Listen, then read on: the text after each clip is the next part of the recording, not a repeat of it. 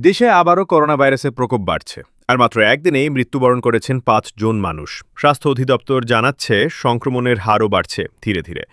চলুন জেনে নেই বিস্তারিত। গত ২৪ ঘন্টায় করোনায় নতুন করে মৃত্যু হয়েছে ৫ জনের। একই সময় ৩৮৭ জন নতুন করোনা রোগী শনাক্ত হয়েছেন। দেশের বিভিন্ন সরকারি ও বেসরকারি হাসপাতালে এখন আবারও রোগীর সংখ্যা বাড়তে শুরু করেছে। বিশেষজ্ঞরা বলছেন করোনার নতুন ভ্যারিয়েন্ট হয়তো আগের মতো ভয়াবহ নয়, তবুও এটি দ্রুত ছড়াচ্ছে এবং ঝুঁকিতে রয়েছে বয়স্ক ও অসুস্থ মানুষরা।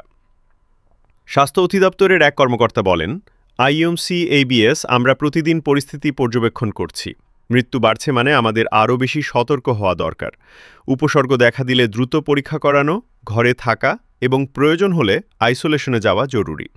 সরকার এখনও নতুন করে কোনো লকডাউন ঘোষণা করেনি, তবে শিক্ষা প্রতিষ্ঠান ও গণপরিবহনে নতুন করে সতর্কতা অবলম্বনের কথা বলা হচ্ছে। হাসপাতালগুলোতে কোভিড ইউনিট আবারও প্রস্তুত রাখা হচ্ছে। স্বাস্থ্য অধিদপ্তর সাধারণ মানুষকে অনুরোধ করেছে মাস্ক পরতে, জনসমাগম এড়িয়ে চলতে, হাত পরিষ্কার রাখতে এবং উপসর্গ দেখা দিলে পরীক্ষা করাতে। বন্ধুরা, আমরা সবাই মিলেই পারি এই সংকট কাটিয়ে উঠতে। আপনার ছোট্ট সতর্কতা কারো জীবনে বড় আশীর্বাদ হতে পারে।